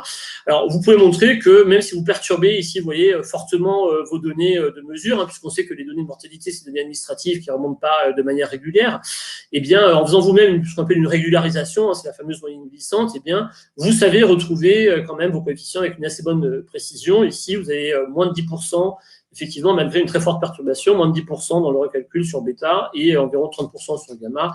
Ça reste largement acceptable, eu égard ici à la très forte perturbation qu'on a choisie. Donc, avec un bruit aléatoire qu'on sait intervenir dans les données mesurées, vous savez que votre estimation de bêta sera bonne. Alors donc, vous allez appliquer votre méthode de calcul de la symétrie, de recouvrement de gamma et de bêta, donc, à des pays. Et puis, donc, vous choisissez un pays, donc pour l'exemple, celui d'Italie. Vous voyez qu'ici, vous avez la courbe, effectivement, des données mesurées, par les administrations, pour laquelle vous faites une régularisation ici. Et puis, vous montrez qu'avec votre petite méthode, vous savez retrouver donc une forme SIR ici qui est effectivement très bien calculée, qui représente vraiment très bien le phénomène. Et quand vous comparez ici effectivement la courbe ici donc observée, régularisée avec votre modèle théorique, vous voyez qu'il n'y a quasiment aucune différence, notamment de 6% de différence. Et moi, je peux vous dire, parce que j'ai l'habitude de passer mon temps à comparer des modèles avec des expériences, c'est rarissime d'avoir une aussi belle précision eu égard ici à la simplicité du modèle et à la perturbation des données. C'est vraiment très rare d'avoir un aussi bon accord en fait entre les courbes mesurées et les courbes de théorie. Bon, alors donc vous voyez que si vous calculez le bêta pour l'Italie, vous avez 0,25 à peu près jour moins 1, ce qui veut dire que il vous faut 4 jours pour infecter une personne, tandis que vous allez effectivement rester infectieux beaucoup plus longtemps, donc ici une trentaine de jours, un peu plus. Voilà. Donc du coup, cette méthode qui a l'air de vraiment très bien marcher, vous pouvez l'appliquer pour tous les pays qu'on a cités et puis obtenir une liste de valeurs de bêta et puis voir un peu ce qui se passe, en particulier dans le cas de la Suède. Alors d'abord, donc effectivement, vous pouvez donc maintenant lancer vos calculs en série grâce à la donnée de Our World in Data. Et il y a une chose qui m'est apparue, auquel je ne croyais pas, mais qui est extrêmement intéressante, c'est que quasiment tous les pays qui ont confiné ont exactement le même bêta, qui est une moyenne à peu près à 0,25, ce qu'on a vu pour l'Italie, avec un indicateur type très faible donc, sur ces bêtas. Et donc, il y en a un seul en fait de pays qui se distingue des autres, manifestement, c'est effectivement la Suède. La Suède a un bêta donc effectivement qui va mesurer de manière très concrète l'infectiosité, donc la rapidité avec laquelle, bien sûr, l'épidémie va se diffuser. Il y en a un qui a un bêta significativement plus faible, c'est la Suède, et significativement plus faible, c'est plus de 1,5 fois en fait inférieur aux autres pays. Et puis, c'est un peu effectivement interpellant parce que la Suède, c'est précisément le pays qui n'a pas confiné et qui n'a pas rendu obligatoire le masque et qui s'est contenté de donner des recommandations à sa population. Donc, on voit très bien effectivement qu'on retrouve les conclusions de Jean-Dominique Michel, c'est-à-dire que on savait effectivement que le confinement, effectivement, c'était quelque chose qui ne marchait pas et qui même avait tendance à accélérer. Et bien là, on le voit de manière complètement mathématique, si vous voulez démontrer avec tout ce qu'il faut. Donc, vous pouvez calculer ce qu'on appelle le Z-score pour la Suède, c'est moins de 48, ça veut dire que vous excluez effectivement, à 95%, que ce terme-là soit une fluctuation aléatoire sur les autres, donc il y a quelque chose de tout à fait structurel. Voilà. Donc, j'en termine ici avec cette présentation. Voilà. Donc, les discours officiels, donc la doxa, la doxa justement de Laurent, nous avons dit le confinement 2020 comme étant une mesure, par exemple, de contrôler la diffusion de l'épidémie. Donc, il s'agissait de diminuer la valeur du bêta, effectivement, donc la fréquence des rencontres par le confinement et les probabilités de transmission, donc via les gestes barrières. En vérité, ce qu'on voit, c'est que par les calculs mathématiques, par les démonstrations qu'on peut faire sur le modèle SIR, qui marche très très bien, eh bien pour la Suède, ce facteur bêta, il est 1,6 fois plus petit que pour les autres pays.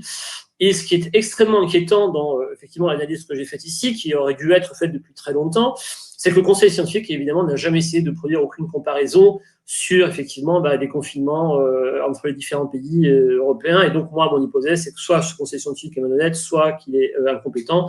Et je ne vous cache pas que, selon moi, c'est probablement un peu les deux à la fois. Alors, voilà, l'ensemble des calculs, les démonstrations très précises. La production automatique donc des documents attachés à ce que je viens de présenter, c'est disponible via un Google Lab, un Google Colab, pardon. Donc, attention, ça nécessite d'avoir un Google Drive sur son ordinateur, donc bon, c'est un petit prix à payer au GAFA, mais en tout cas, si vous avez ça, eh bien, en allant chercher cette URL, eh bien, vous allez tomber sur le Google Colab, vous exécutez le petit script qui est proposé, et donc ça produira sur votre Google Drive les PDF, les images, les points RMD, les points HTML dont vous avez besoin pour effectivement étudier plus en profondeur, si vous le voulez, tous les calculs que j'ai présentés. Voilà, j'en ai fini. Je vous remercie beaucoup. Merci beaucoup Vincent. Alors je rassure les personnes qui sont en train de prendre des notes et recopier les schémas et tableaux, qui vont pouvoir tout revoir dès la fin de ce live sur reinfocovid.fr/live et mettre au ralenti, ce qui permettra de voir les courbes et les tableaux. Alors, tu nous avais présenté cette fameuse étude que tu as considérée comme falsifiée, ayant amené le gouvernement pour la fermeture des cafés et des restaurants. Tu nous as présenté la semaine dernière la nocivité du masque chez les moins de 14 ans. Tu nous dis maintenant que les confinements ont accéléré la propagation de l'épidémie. Je pense qu'il serait temps, Vincent, de changer d'université et qu'il ne soit ni incompétente ni malhonnête. Voilà, je laisse la parole à quelques questions des experts du CSI.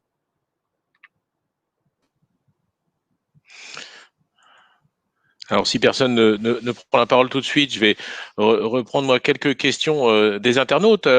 Alors, d'abord, bon, évidemment, même moi qui aime beaucoup les maths, des fois, j'ai un peu de mal avec certaines formules, mais les conclusions sont toujours limpides. Et un internaute nous dit, Monsieur Pavant, SVP, serait-il possible de donner des cours de maths aux membres du gouvernement? Voilà. Alors, Roman nous dit aussi, s'il n'y a pas de débat contradictoire, alors on nous ment. Et effectivement, il y a un vrai problème dans les médias, c'est que il n'y a jamais de débat contradictoire, et ces chiffres que nous montre Vincent ne sont pas donnés. Et ce qui est extraordinaire inversement, c'est que Vincent vous propose de les retrouver où vous voulez, enfin pas où vous voulez, sur le lien qu'il a donné, sans problème, quand vous voulez, je voulais dire. Et donc on peut contrôler ce qu'il dit.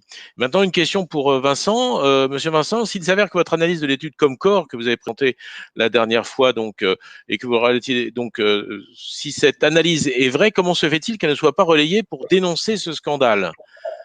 Alors, oui, elle est vraie. Donc, bon, moi, je vous cache pas que l'ambition qu'on a, c'est de porter cette affaire devant un tribunal pénal, si vous voulez, parce que il faut du contradictoire. On n'arrive pas à l'avoir dans les médias. On a du mal à l'avoir au niveau du Conseil d'État, parce que le Conseil d'État nous a retoqué. Et donc, un dernier espoir maintenant d'avoir du contradictoire, c'est devant un tribunal pénal. Donc, d'une manière ou d'une autre, on veut l'avoir. André Berkoff m'avait interrogé là-dessus, effectivement. Donc, moi, j'avais pu sur Sud Radio, effectivement, le diffuser. Mais bon, de toute façon, c'est assez simple. Des mathématiques, vous savez, c'est des démonstrations. C'est pas compliqué, c'est vrai, c'est faux. Et bon, un mathématicien peut se tromper, c'est vrai, mais à ce niveau-là, quand vous êtes un mathématicien honnête, il n'y a pas d'erreur en fait à produire. Et par conséquent, le débat, on ne veut pas le faire parce qu'on sait très bien à la fin ce qui va se conclure. Hein, c'est que effectivement, l'étude est bidonnée. C'est effectivement aujourd'hui que vous ne pouvez pas. Enfin, je vais fanfaronner un peu, mais je vais mettre un petit peu le conseil scientifique d'en face, hein, on va dire les légaux, mais les illégitimes, si j'ose dire. Un petit peu dans le challenge, vous ne pourrez pas battre le calcul mathématique que j'ai fait. Vous ne pourrez pas, c'est pas possible. Voilà, c'est tout. Il faut se rendre à l'évidence. Comme l'a dit Jean-Dominique Michel, on le savait depuis très longtemps, mais maintenant on en est sûr. Effectivement, bon, il y a des preuves mathématiques. Moi, j'ai fait juste une étude mathématique des courbes avec des modèles standards, si vous voulez, et c'est implacable. Voilà. Donc, pourquoi on n'en débat pas? Pourquoi les médias ne le diffusent pas? Parce que de toute façon, s'ils commençaient à le faire, c'est effectivement à la fin des croyances, des doxas, des croyances.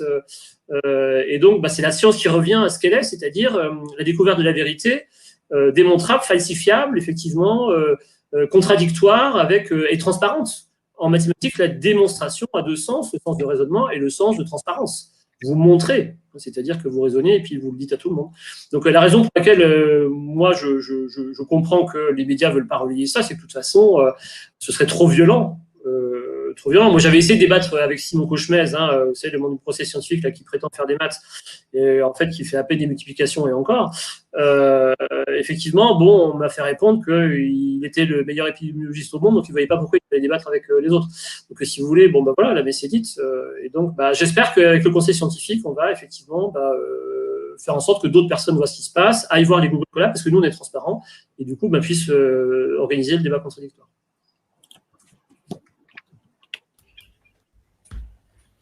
Quelqu'un d'autre qui veut réagir?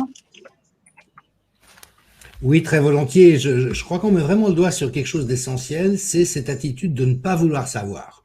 Je veux pas le savoir. C'est comme mon histoire de la réunion en Suisse, c'est un miracle. Non, même Martin Blachier sur vos plateaux dit qu'en plein air, il n'y a pas de contamination. Mais non, c'est un miracle. On peut quand même pas déflorer le miracle. Et vraiment pour nous tous qui à la fois avons des compétences professionnelles mais sommes aussi dans une certaine démarche d'intégrité intellectuelle, c'est très déstabilisant de voir à quel point nos collègues, les universitaires, les chercheurs, les médecins jouent ce jeu de je ne veux pas le savoir. Donc, merci Vincent pour cette présentation passionnante. Laurent, bien sûr, et je recommande à tout le monde d'aller voir le blog de Laurent Mukieli sur Mediapart. C'est une aventure intellectuelle somptueuse, c'est une richesse, vraiment. Alors, Laurent, j'avais envie de te poser la question. On est tous très frustrés parce qu'on voit finalement ces représentations très fantasmatiques et aussi très malhonnêtes à certains égards. Et puis, on s'aperçoit que la raison n'est pas suffisante pour convaincre les gens. Donc, est-ce que tu penses qu'il y aurait une contre-doxa qui serait actionnable contre celle qui nous est imposée pour commencer à dessiller les yeux des gens, faisant l'expérience que le simple débat d'idées, la simple exposition des faits semble ne pas suffire. Enfin, c'est une question assez vertigineuse, mais qui, moi, me rappelle la dureté des représentations sociales et à quel point elles sont résistantes à un discours explicatif.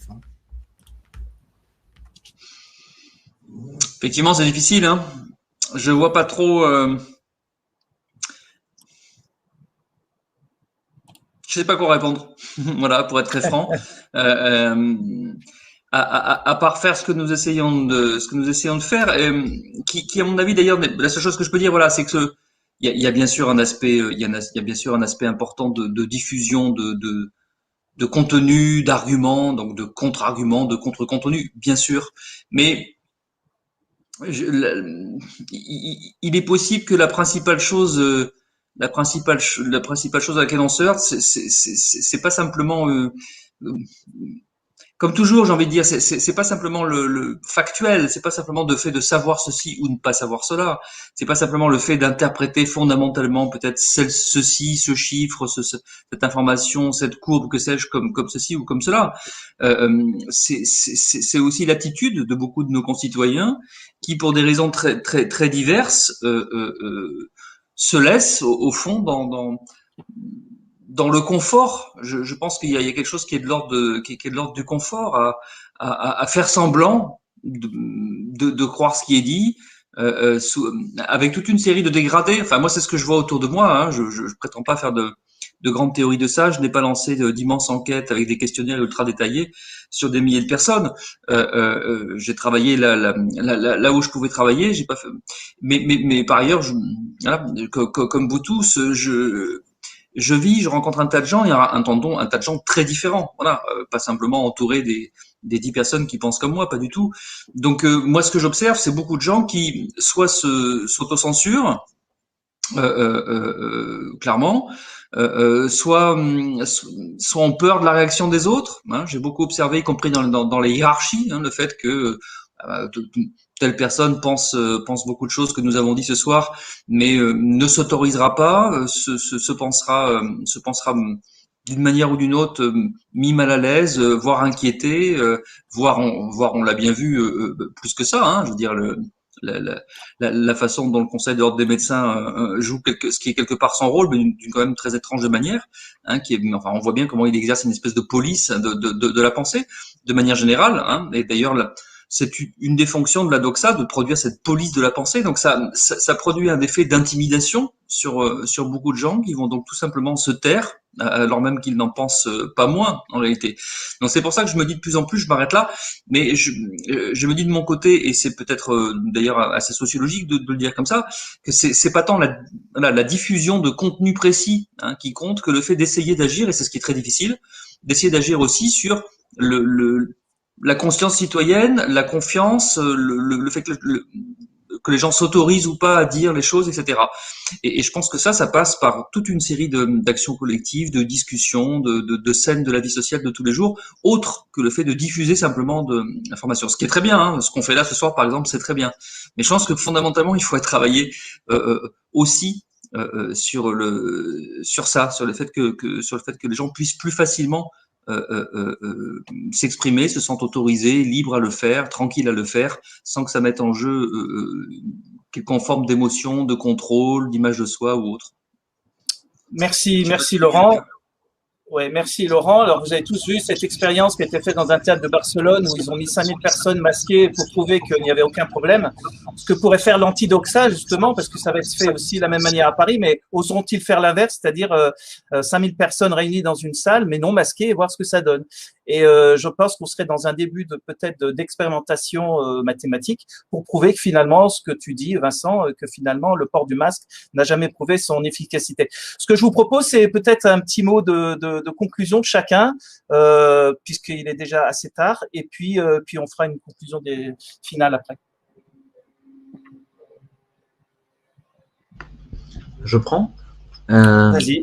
Merci beaucoup à Laurent, à Jean-Dominique et à Vincent. Pour moi, c'était un plaisir de vous écouter. Et puis, je me souviens un peu avec émotion que j'ai signé la tribune que Laurent avait écrite sur qu'il fallait arrêter de gouverner par la peur. Et je reviens à ça, sur qu'est-ce qui pourrait permettre le renouveau d'un discours pluriel. Ce serait peut-être ça, de sortir de la peur, en fait. Parce que finalement, si vous êtes en sécurité, vous êtes capable de dire ce que vous êtes, comment vous voyez les choses et comment vous les ressentez.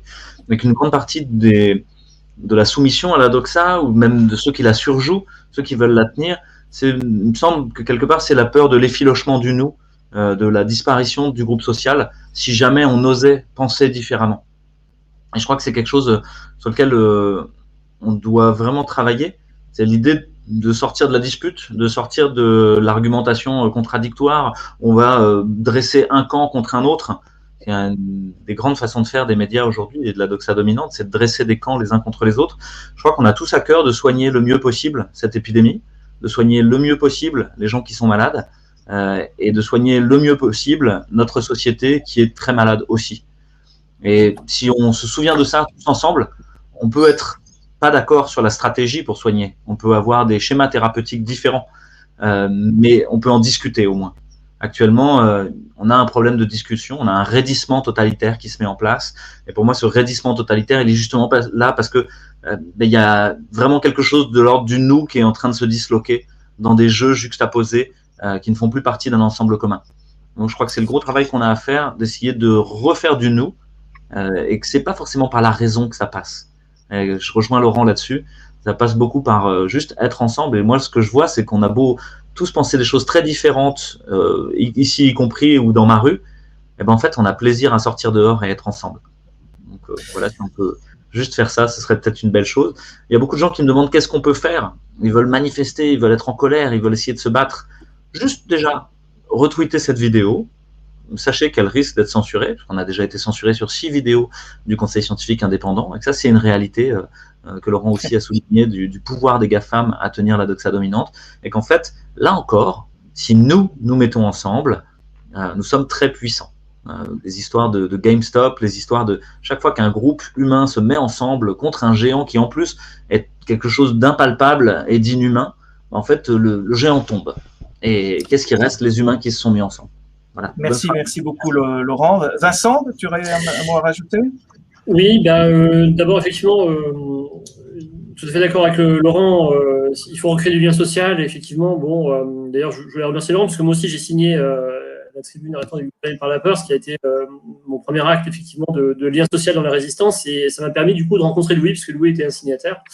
Et donc c'est comme ça qu'on s'est rencontrés grâce à Laurent. Donc la sociologie montre ici toute sa puissance quand elle effectivement comprend qu'il faut recréer les liens. Et puis moi, ce qui m'a inspiré au début, c'était aussi bien sûr Jean-Dominique Michel, qui a été quelqu'un de très structurant. Et puis du coup après, voilà, moi je continuerai à étudier les chiffres, parce qu'en fait curieusement, il y a un côté amusant à ça pour moi.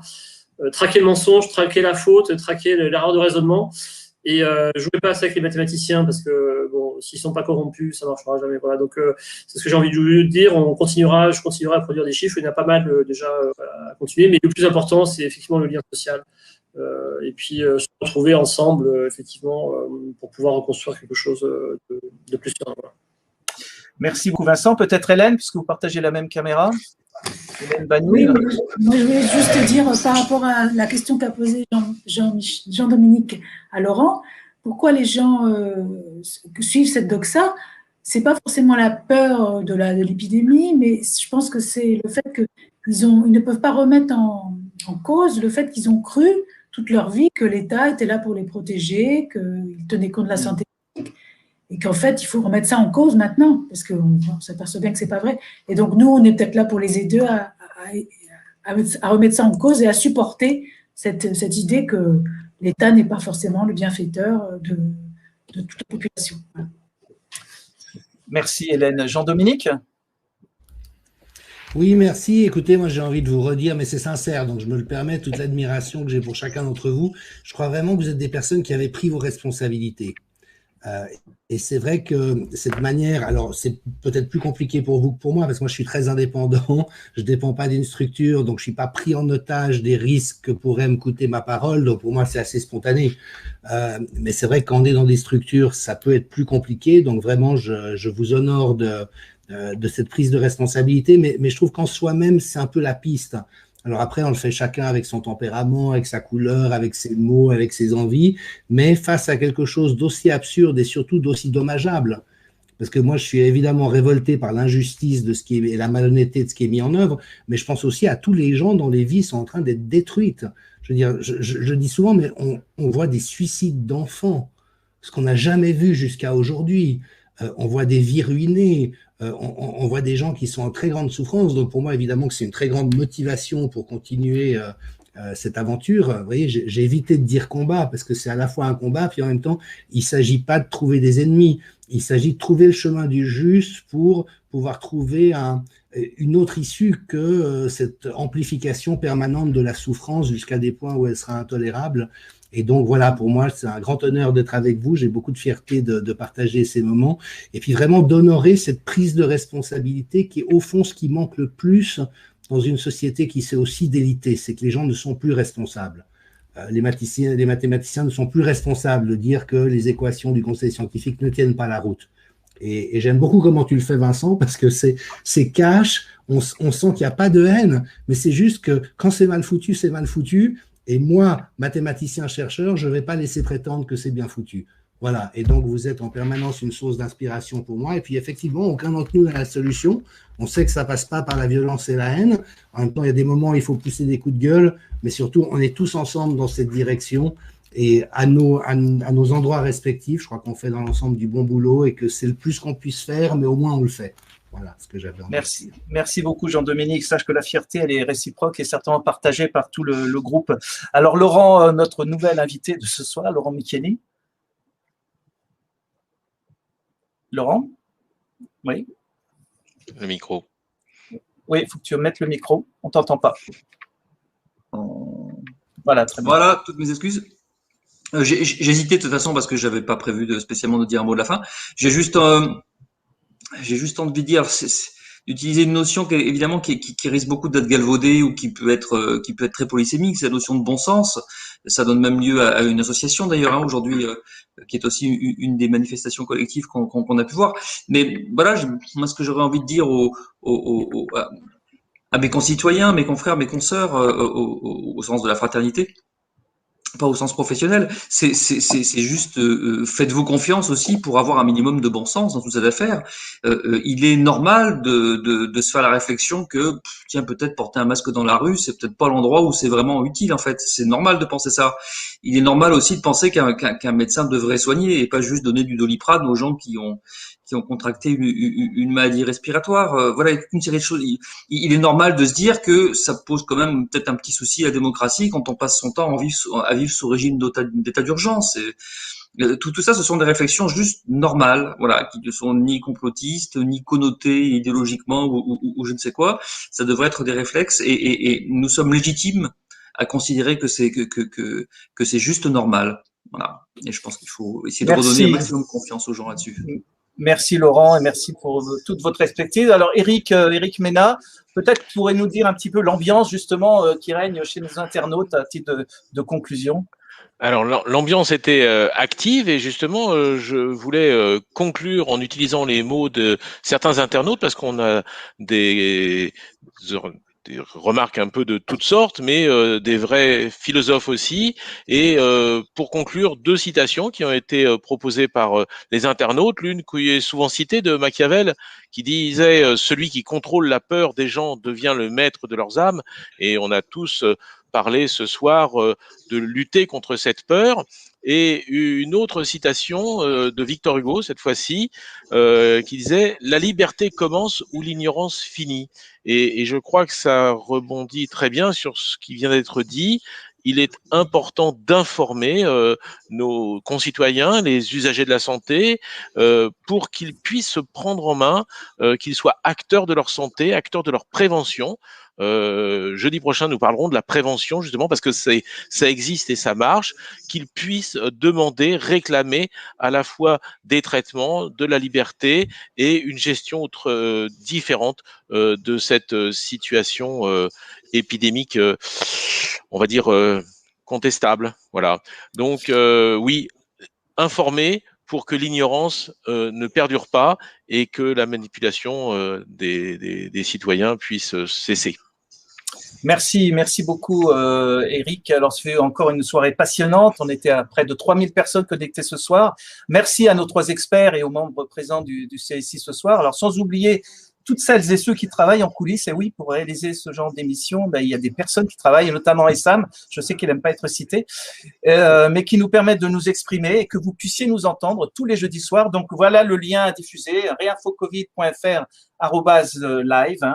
Ce sera toujours le même lien pour suivre nos prochains lives et vous pourrez voir aussi nos replays. Alors partagez. Alors rendez-vous jeudi prochain, même heure, même chaîne, comme diraient les bons journalistes des mainstream, avec le CSI. Toujours pour de nouvelles aventures, toujours dans la bonne humeur et la bienveillance. Au revoir.